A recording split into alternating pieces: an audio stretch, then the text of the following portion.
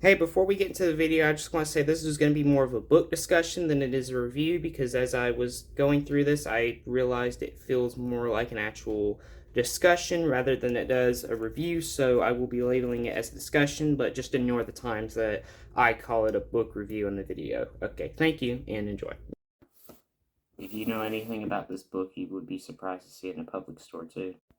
Hello, everybody. My name is Combo03, and today we're going to review Burt Easton Ellis's American Psycho, published in 1991.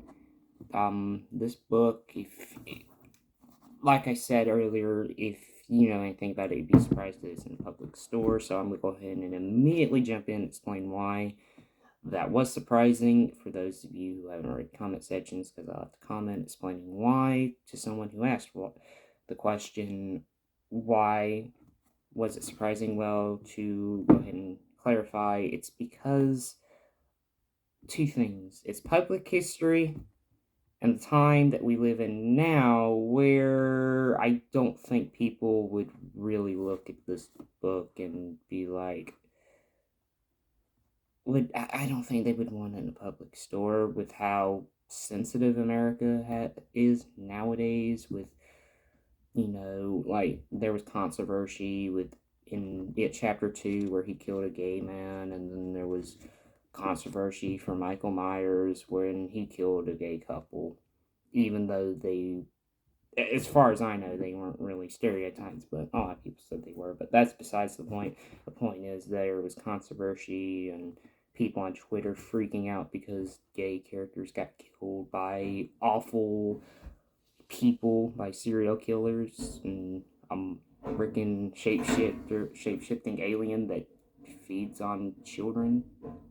So yeah, there's all that escalated quickly. I told you that it was surprising to see it in the story because in this book there isn't a lot of it, just like in It Chapter 2 and Michael Myers Halloween Kills. I mean, there's like a few scenes with Patrick Bateman killing homosexuals because they're homosexual. And there's some scenes of people in the book being homophobic, also racist and misogynist. So that's one reason it's surprising that it's in the store, in a public store at all. And to be honest, I don't really remember the name of the store because I was visiting family. We were in Atlanta, and they wanted to go there because everything that was in the bin was just $1. But it was a boring store. I was lucky to even find a book section.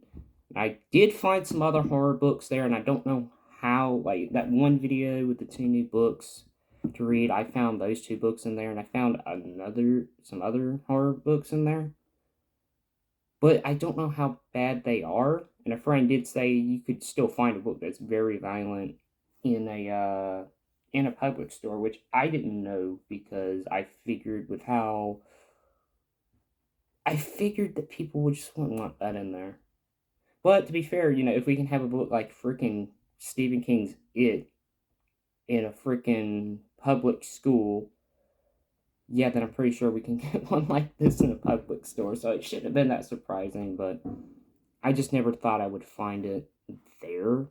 I never did. And especially since I wouldn't say it's that old, even though it came out in the 90s, it's 2023. But, you would normally find, or at least in certain stores like Walmart anyway, you would find newer books and very little of the older books.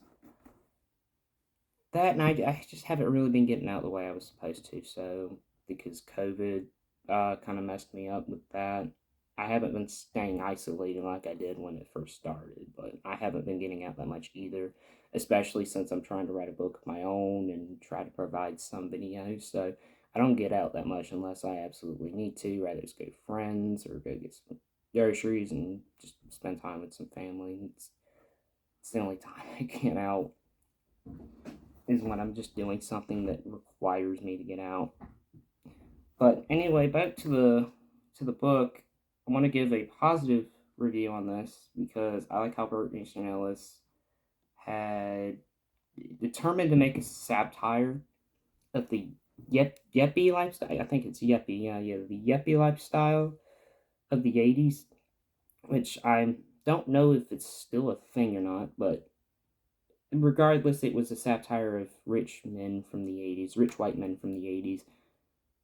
And I know for a lot of people, with how movies have that sort of thing going, and it's like political correctness and all that, this book is far from being political correct, or as the new term of it being woke. It's none of that. It's actually a very interesting and fun read, because Bert Easton Ellis also stated, as or at least this is what I heard, he stated that part of Patrick Bateman's personality isn't only based on yet the rich white yuppies in the 80s, but it's also a part of him. The whole book is basically a satire of the world he grew up into, that he hated, and that's what I heard.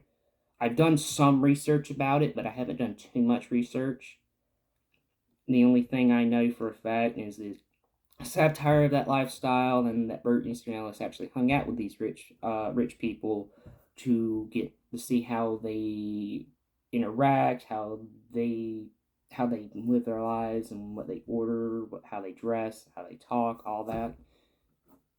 And he thought one of them was a serial killer, like they were gonna kill somebody. So that's when he decided to make this into Patrick Bateman anyway, to a serial killer, because to my knowledge, Patrick Bateman wasn't supposed to be a serial killer. He was supposed to be.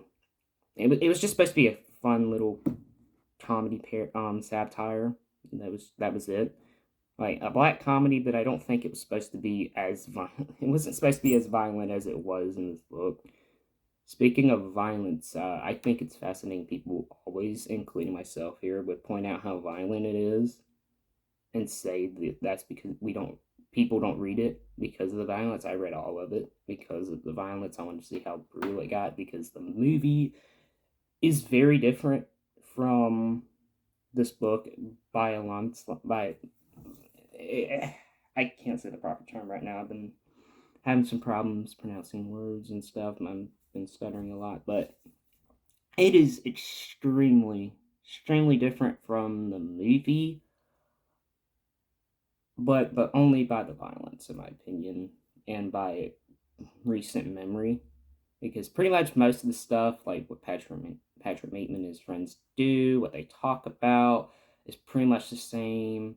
The business card, it's like, for example, the business card, that still happens. It's just not in a meeting. It's in a restaurant, and Paul Allen doesn't have the business card that he's jealous about. Some dude that we don't see after 2 pages or chapters. After that, we don't see him anymore. It's that, and Paul Allen is named Paul Owen in the book. I don't know why they changed that last name, but it's whatever. We all know Paul. He meets the same fate in the book as he does in the movie, but the book is more violent with its kills than the book is, but I would argue and say not that violent as people would remember. Now, there are some really sick and disturbing moments that just disturb you, and you got to put the book down. And I did that. There's some scenes where I put the book down, but only for a second or a minute, just to process that, because I didn't expect to see something so shocking in it. Although I should, because the first thing I read, I looked up an audiobook, and the first thing I read was the rat scene. So if anyone knows about that, I will explain that scene in another video, because I have an idea for a series I want to do on this channel. But right now I want to just review this book.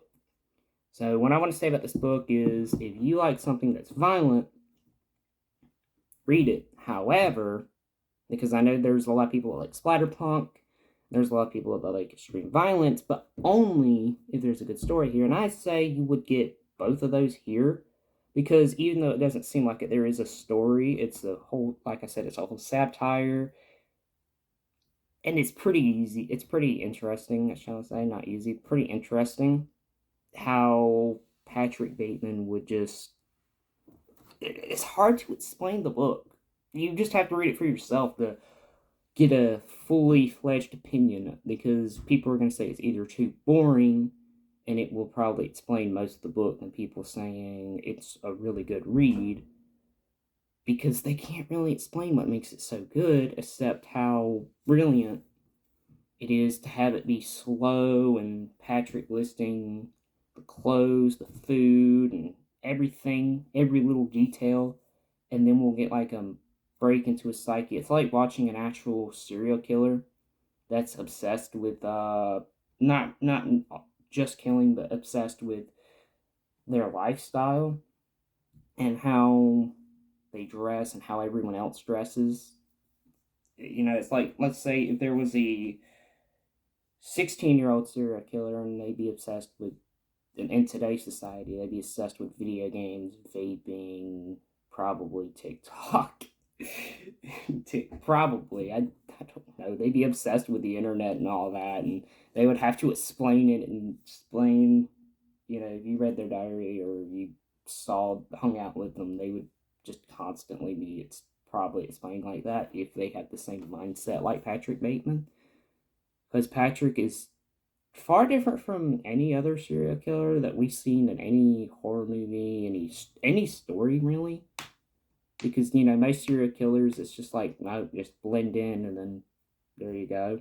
Like the characters from Scream, all the killers from Scream, so they blend in, act normal, and then they show their true colors at the very end. Patrick already shows his true colors, except the murder. He doesn't show the murder. He keeps that hidden for most of the time. But there are times, just like in the movie, where he breaks down and just says he's a murderer, but nobody believes him. And every time he does say he's a murderer, no one hears him because the book makes it more realistic, quote unquote. Depending if you want to go by the director's intentions of it being real, just nobody caring, or if you want to go by the book where nobody knows if it's real or if it's in his head, but there's tons of hints that can be either way. But I guess I'm getting a little off track. There's a lot of things that happen in this book because, like I said, it's a 384-page book, nearly 400 if you count introduction and epilogue. Well, whatever the end of it is. Patrick basically just does what he does in the movie, but it's more detailed. But there is a lot of differences, like I said, with the violence, how the book is rearranged compared to the movie, and how far Patrick goes. His bloodlust is more random in this and seems less motivated, which I think it's more psychotic that way than it is in the movie. I think the book benefits with it being a longer, more detailed story, so it can fully just randomly go full out on us and it shocks us. And I know for a lot of people that would get old, but it never got old for me because even when Patrick's just being a normal person, you'll get a mind in his psyche and he'll talk about jerking off to kill scenes in movies. I'm not making that up. That happens in the book. He mentions it a lot. Again, this book is hard to actually review properly.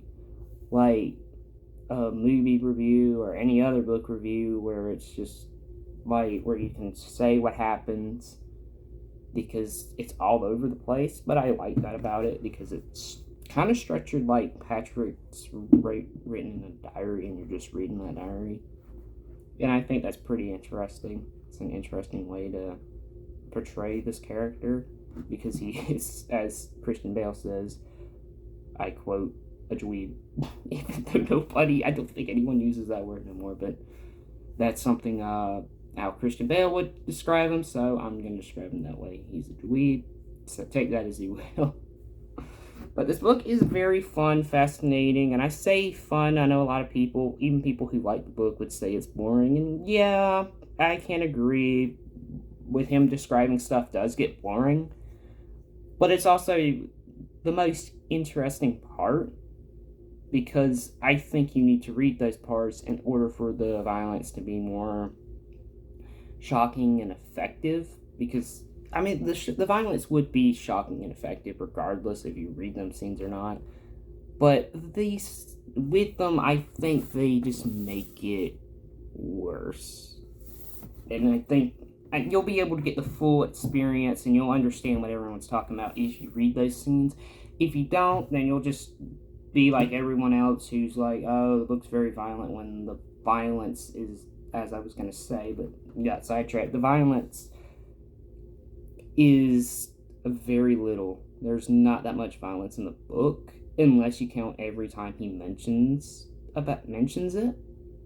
But if you count, like, if you're counting just chapters where he full on kills people, tortures prostitutes, and killing Paul Owen in the book, then, and it isn't that much there. But I do want to give a fair warning for anyone who reads this and who is sensitive to these things, or even people who really like old like very violent books, like splatterpunk books. Just watch out for the chapters labeled girls, because they're going to either be extreme sex, violence, or both. Just a little fair warning. That's another reason I'm surprised the books was even found in a public store, because I know a lot of people, it's just the hypocrisy and stuff with store policies and school policies, like how the school says you can't wear a shirt with a skull on it, but yet they got a book like freaking It that has a lot of child sex in it and child murder in it. I don't understand why that's okay, but a skull isn't. It's pretty much the same thing here. I'm surprised this wasn't in the freaking high school yet, with how they just let Stephen King's It slide and some other books that shouldn't have been in here. It's just that I think that's the biggest thing that a lot of people can agree. It's like with policies and stuff, the limitations that people want and how sensitive people can be with certain things like this. They just be surprised, because I would argue that the majority of people today are very sensitive to violence than they ever were. Or at least it seems like it's a majority of people on a certain website, like maybe Twitter when it was called Twitter, but I might be exaggerating, because it does seem like it's a whole number of the population, when it's really not. That's how effective that them complaints can be. They can just be that effective that you swear it's a million people, but it's just like maybe one person. But regardless, if I see something like this in a public store, I would be surprised for a little while with how grotesque it is. I wouldn't be surprised to see it in a bookstore. No, don't get me wrong there. I would not be surprised there. But just in a store that's like a convenience store or Walmart, then especially Walmart, I'd be surprised if I saw something like this in Walmart, because Walmart, it seems like it tries to be extremely friendly, but also extremely child friendly, but at the same time gives you stuff that's popular, so because they know they're going to make money off of that, and it's like they're being smart with their business decisions of what they have available, what they don't. But anyway, just a full-on, let me give you 3 words to describe this book: slow, psychotic, violent. That should be enough right there. But if you're interested in a book that's slow and would probably bore you, or probably keep you interested because you know something interesting is gonna happen, or he's gonna slip up and you're gonna actually get in the mind of a serial killer. If you want to get in the mind of a serial killer who's obsessed with other things besides killing, then I think this book is good for you. Especially if you're a splatterpunk fan, I think you would, because you would like the extreme violence it goes to when it goes there. If you like satires, I think you would like this one, depending if you like violence. If you don't like violence at all, I wouldn't recommend it. Even though it's not that much in the book, I wouldn't recommend it, because like I said, there's some parts in his psyche that you get in them slow parts. Plus, I feel like you probably would just get bored, or probably would just go to the violence, read it, and then that's probably about it. I think if you're going to read this book, I highly, highly recommend read all of it, because it makes everything more effective, makes the story that's there, it makes it flow better than just skipping it. I don't recommend skipping any parts of stories, or at least until you read it or watch it once. And then after that, if you want to skip them parts, you can. Anyway, that's the review. Sorry if it's a little unfocused. I've never done book review before. I've done this one, but it was too long, and it was just... So I decided to tone it down a little bit, and it's already 20 minutes still. And get off track a lot and pretty easily. But I hope you like this one. It goes into a little bit more depth, and it's a little shorter. But anyway, y'all have a good day, and I will try to release two new videos this week. A video game video, probably just another bunch of clips until I can actually have time to do a Let's Play. But the next one will be a book short. So y'all have a good day, good afternoon, morning, night, whatever time zone y'all are in, and y'all just have a good weekend. Okay, y'all take care.